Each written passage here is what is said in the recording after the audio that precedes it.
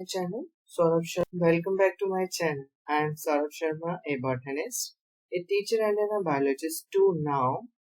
Last slides में हमने male gametophyte के बारे में पढ़ा था, बट हमने मेल गैमेटोफाइट को कंप्लीट नहीं कर पाए थे। उसके अंदर एक छोटा सा टॉपिक रह गया था, that is dehiscence of pollen. Pollen dehiscence pollen dehiscence की अगर बात करें तो it is dehisced from an region of anther where endothecium start shrinking। ये एंडोथीशियम कैसे श्रिंकिंग करती है? एंडोथीशियम, जैसे कि लास्ट क्लास में भी हमने पढ़ा था कि endothecium have an fibrous thickening. जैसे जैसे इसको न्यूट्रिशन मिलना बंद हो जाता है, ये इसकी फाइब्रस थिकनिंग कम होती जाती है एंड इट स्टार्ट शॉर्टिंग। ये शॉर्टन होने लग जाती है, श्रिंकेज होने लग जाती है and ultimately it will be ruptured out.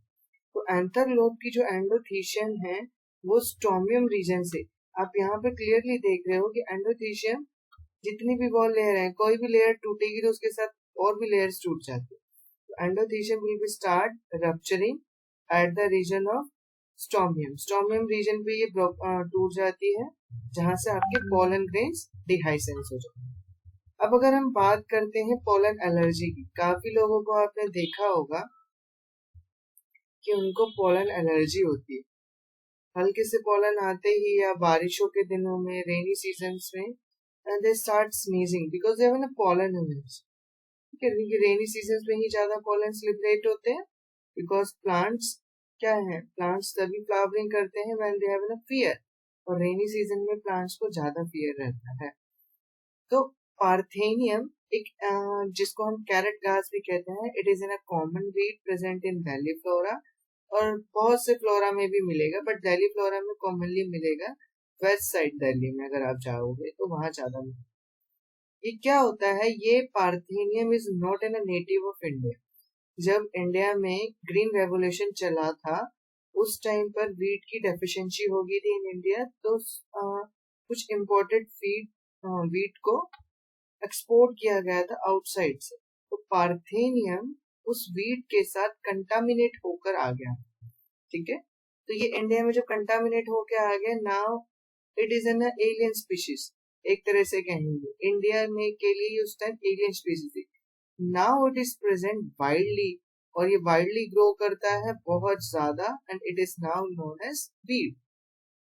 ठीक है, तो ये क्या करता है, जितने भी लोगों को पॉलन एलर्जी होती है, maximum because of this parthenium की वजह से होती है। कैरेट ग्रास, इसका कुछ आपको फ्लावर, अगर मुझे अच्छे से ध्यान है, बहुत माइन्यूट फ्लावर होता है, ऐसे होगा, छोटा सा राउंडेड पोर्शन, और फिर इस पे किंग के ताज की तरह एक छोटा सा ऐसा होता है, नाउ बहुत से ऐसे इन्फ्लोरेसेंस होती है, and it is also called as carrot. तो हमारा मेल गैमेटोफाइट का टॉपिक यहीं पे खत्म होता है। Now our next topic is female gametophyte. Female gametophyte की अगर बात करें तो हमारा इसके अंदर सबसे पहली चीज आती है pistil, which is also called as female reproductive unit, which is the ultimate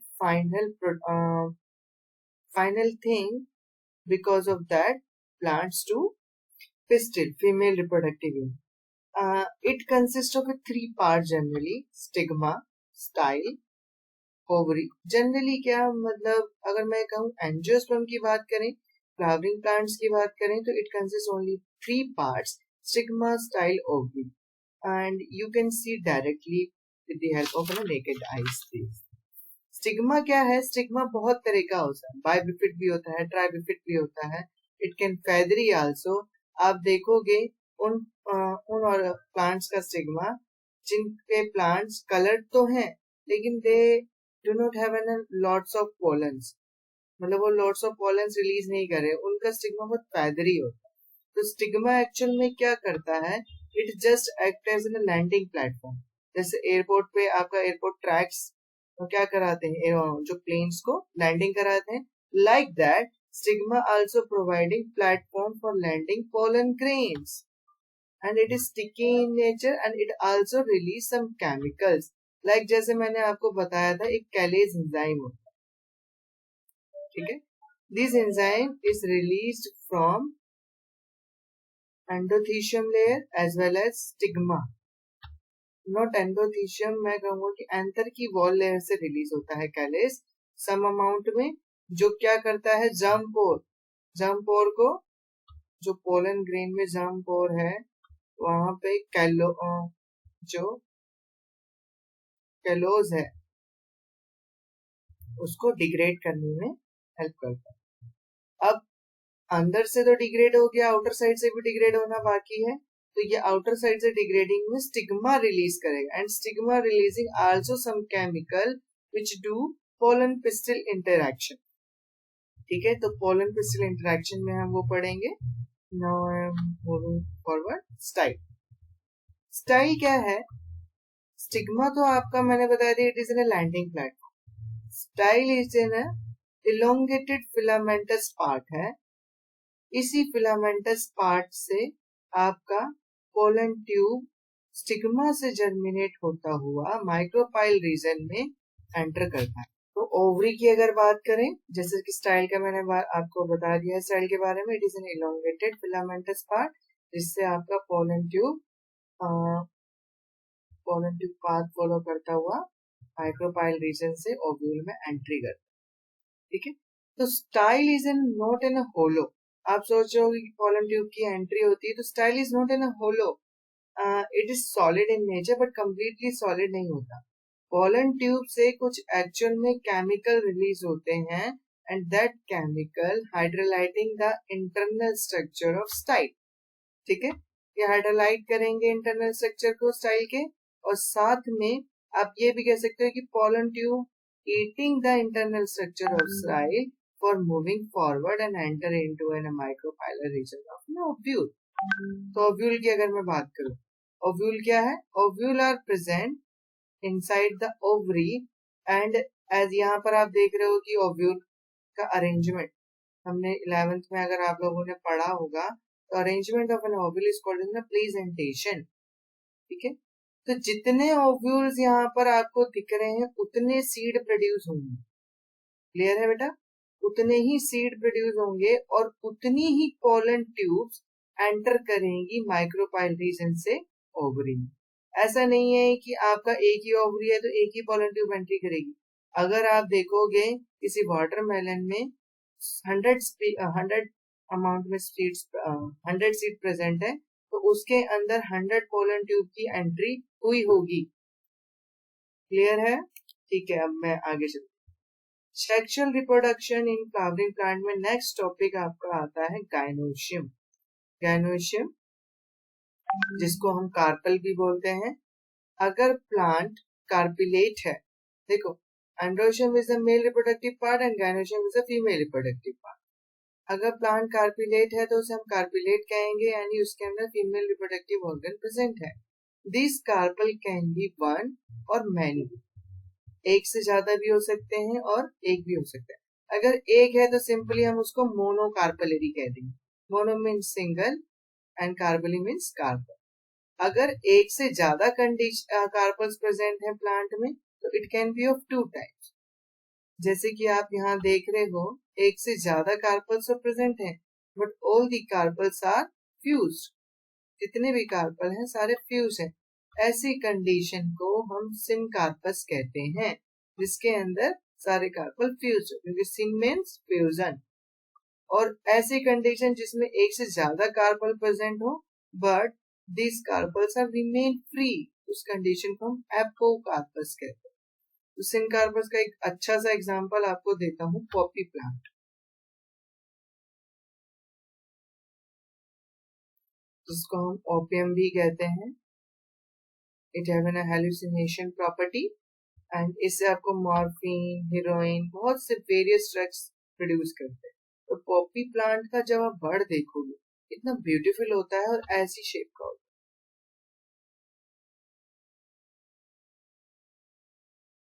It is an ornamental flower also,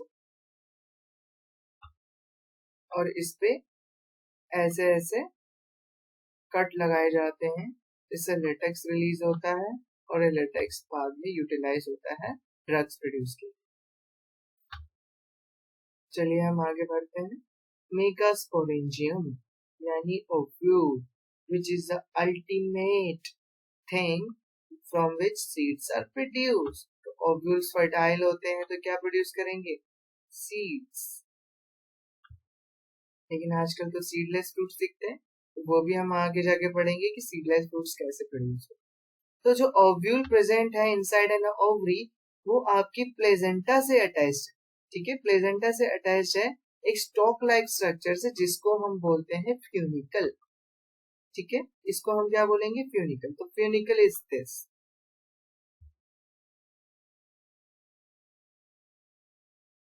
ठीक है, तो फ्यूनिकल के जरिए आपका ये प्लेजेंटा से अटैच हो जाता है ओवरी, सॉरी ओव्यूल। जैसे ये मटर का दाना है, अगर आप कहूं दिस इज प्लेजेंटा यहाँ पर, और ये होता है फ्यूनिकुलस। ठीक है, फ्यूनिकुलस एक स्टॉक लाइक स्ट्रक्चर होता है। अब हम बात करते हैं हीलियम की, तो मैं स्लाइड पहले क्लियर कर देता हूँ, फिर हीलियम के बारे में। यहाँ लिखा है hilum is in a part where ovule fuses, जहाँ पे ओव्यूल फ्यूज करता है, या इस पॉइंट को हीलियम कहते हैं। तो यहाँ पर ये मेंशन किया हुआ है this is the point helium, but that's not completely true.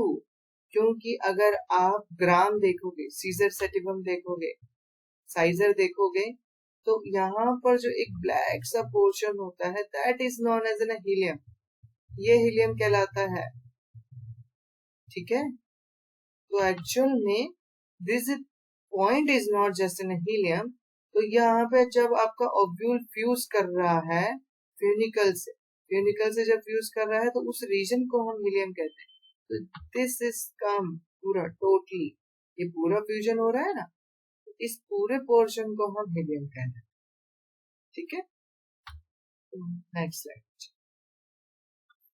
Ovule आपका नेकेड नहीं होता, सीड्स आर इनक्लोज, पढ़ा है ना, seeds are enclose in angiosperm. तो ओव्यूल आपका इंटेगुमेंट से कवर्ड अप रहे।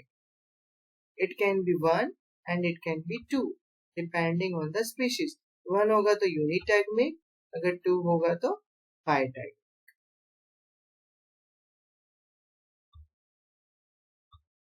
ठीक है, this is N anatropous ovule, complete anatropous ovule. हम टाइप्स ऑफ ओव्यूल के बारे में भी पढ़ेंगे। तो अगर ओव्यूल एक है, अगर ओव्यूल में एक इंटेगुमेंट प्रेजेंट है, तो इसको यूनिटैगमिक कहेंगे, which is the present in only higher dicots. और दो इंटेगुमेंट्स प्रेजेंट हैं तो उसको हम बाइटैगमिक कहेंगे। It is tegmic not tamic. ठीक है, ये टैगमिक है। मैं लिख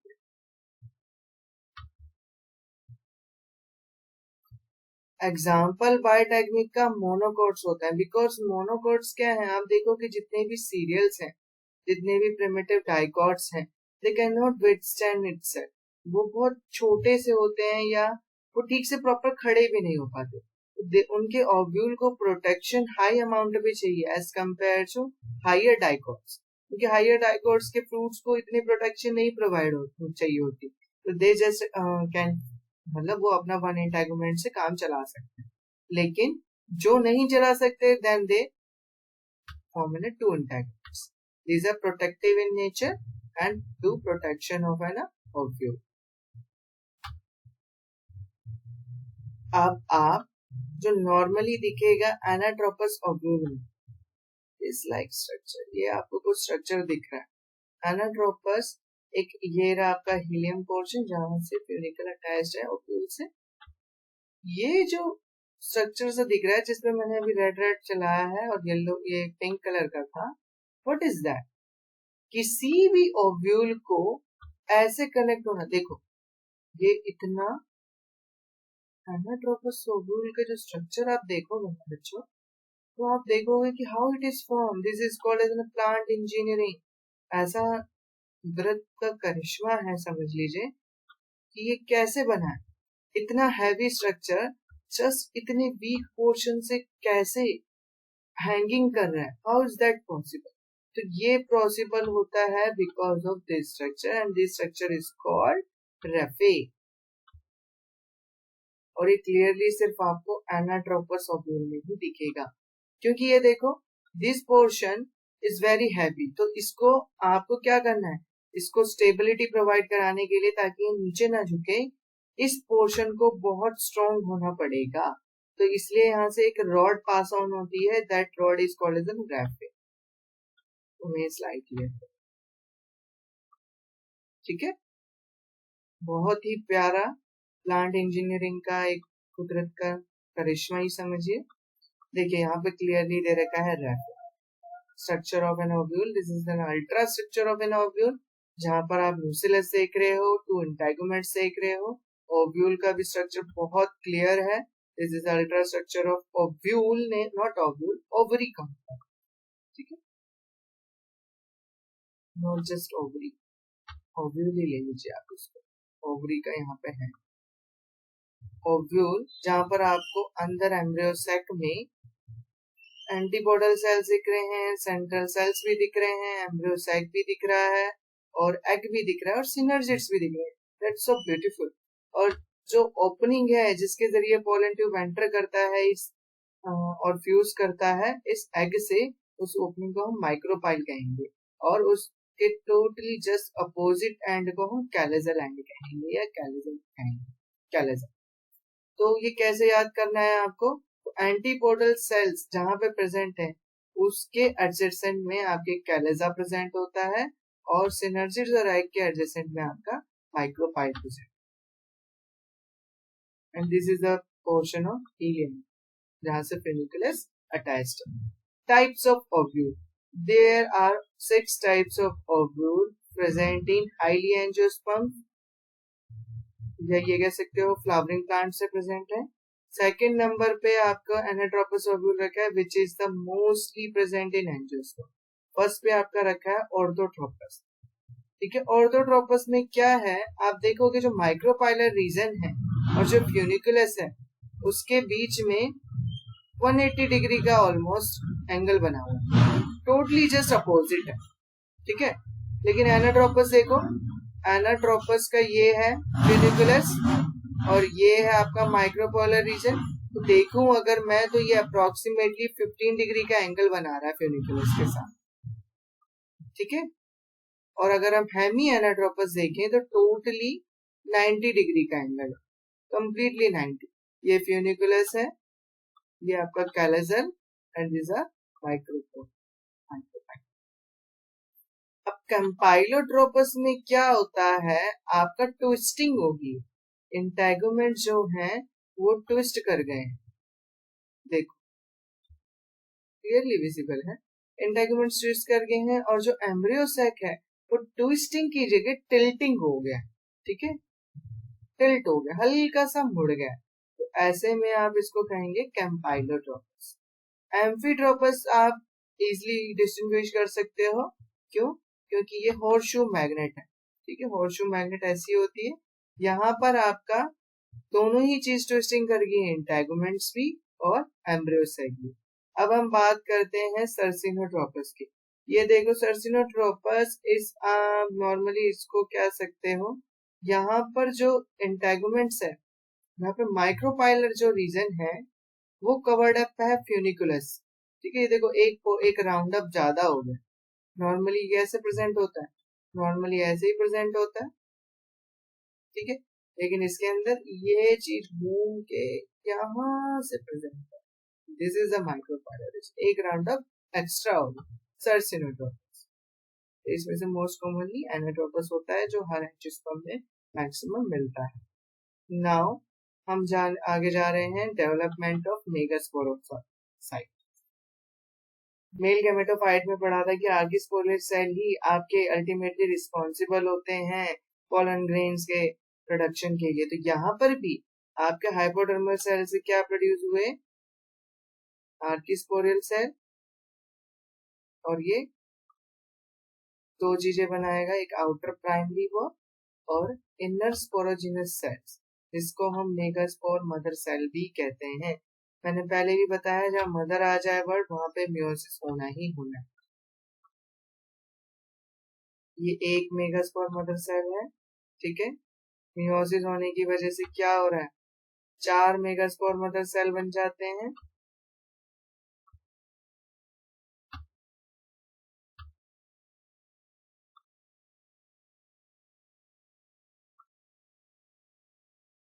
ठीक है, लेकिन बिफोर दैट आपने पढ़ा होगा कि एक सेल प्रेजेंट है। जैसे ही आपका एक सेल प्रेजेंट होता है, मेगास्पोर मदर सेल इज अभी तो आपका 4 हैप्लॉइड मेगास्पोर मदर सेल, ठीक है। मियोटिक डिवीजन की वजह से ये 4 हैप्लॉइड मेगास्पोर्स बन गए, तो 2 बार मियोसिस हुआ है, 1 से 2 बने, 2 से 4। तो ये formation of an haploid megaspore from diploid megaspore mother cell is called megasporogenesis. तो ये पहले क्या हुआ, एक था 2n, 2n से आपके 4n,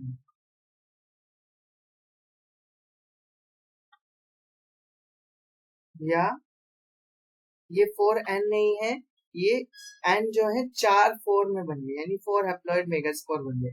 तो मैंने यहाँ पर आपको एक चीज थोड़ा सा गलत बोल दिया था, माय मिस्टेक, मैंने देखा नहीं। मियोसिस एक ही बार हो रहा है बेटा, ठीक है। डिप्लॉइड है, अगर हैप्लॉइड होता तब 2 बार होता। तो मियोसिस हैप्लॉइड होता तो मेरे सॉरी हैप्लॉइड होता तो यहाँ पे मियोसिस होता ही नहीं, तब यहाँ पे माइटोटिक डिवीजन होता। डिप्लॉइड है, दैट्स व्हाई मियोसिस होने की वजह से 4 हैप्लॉइड मेगास्पोर बने। यही 4 मेगास्पोर मदर सेल्स में आपके क्या करेंगे, मेगास्पोरोजेनेसिस करेंगे। नाउ मेगास्पोर मदर सेल, जिसको हम first cell of female gametophyte भी कहते हैं, इसका पहला मियोटिक डिवीजन होगा। मियोटिक डिवीजन हुआ, 2 न्यूक्लिएट बने एम्ब्रियो सैक के, ठीक। फिर दोबारा से आपका ये 2 बने, दोबारा से इसका ट्रांसवर्स या लॉन्गिट्यूडनल जैसे भी होना है डिवीजन होगा, इसका भी इसका भी। ये क्या हो जाएगा, यहाँ पर 2 हो गए और ये 2 हो गए, ठीक है। फिर दोबारा एक और मियोटिक डिवीजन होगा और ये 8 न्यूक्लियड एम्ब्रियो सैक बना लेगा। यहाँ पर साफ साफ लिखा है कि 2 सक्सेसिव मियोटिक डिवीजन होते हैं, तो टोटली 3 बार मियोटिक होने के बाद ये 8 nucleate 7 cell embryo sac form करता है, ठीक है, जिसको हम फीमेल गैमेटोफाइट भी कहते हैं टिपिकली। तो एक्चुअल में क्या होगा मैं आपको ये समझा, ये सिंगल सेल, ठीक है, ये सिंगल है, it undergo meiotic division, sorry mitotic division में गया, 4 बने, जिसमें से 3 आपके डिजेनरेट हो जाएंगे और एक आपका फंक्शनल होगा, ठीक है। एक फंक्शनल होगा एंड जैसे कि यहाँ पर लिखा था ना 4 हैप्लॉइड मेगास्पोर्स प्रोड्यूस होते हैं, तो ये ही वो है। तो ये आपका क्या हो रहा है, ये मियोटिक डिवीजन हो रहा है and then out of this 4 megaspore only 1 will be functional and ये 1 का डिवीजन होता रहता है, तो ये 1 ही आपको 8 न्यूक्लियड एम्ब्रियो सैक बनाता है। तो ऐसे ओव्यूल को हम पोलीगोनम कहते हैं, पोलीगोनम टाइप ऑफ ओव्यूल। इस तरह का ओव्यूल एंजियोस्पर्म में मोस्टली मिलता है। This is a beautiful diagram of female gametophyte, but I didn't draw this. Megasporogenesis, तो मेगास्पोरोजेनेसिस क्या है, formation of an megaspores is called as megasporogenesis. Megaspore का फॉर्मेशन मेगास्पोरोजेनेसिस कहलाता है, यानी 8 न्यूक्लिएट 7 सेल फीमेल गैमेटोफाइट। तो जैसे ही आप इसको कैसे कह रहे हो कि 8 न्यूक्लियस 7 सेल, आओ 8 न्यूक्लियस और 7 सेल कैसे हैं, आप इसमें जब देखोगे फीमेल गैमेटोफाइट में, इसके अंदर हमें 8 मिलने के बाद, 8 सेल मिलने के बाद, सॉरी 8 सेल में 8 न्यूक्लियस मिलने के बाद, all of this 8 nucleus will start migrating. सारे ही बोलूंगा मैं, ये नहीं बोलूंगा कि 3 माइग्रेट करें, ये सारे के सारे पहले तो माइग्रेट करने लग जाएंगे, then out of this 8 only 3 will be migrated towards callosal end, which form an antipodal cells, and 3 migrate towards an polar end, in which 2 forms an synergids and 1 form an egg. वही nucleus है, दो ने synergids बना लिया और एक ने egg. और ये कुछ ऐसे प्रोड्यूस होते हैं कि egg is like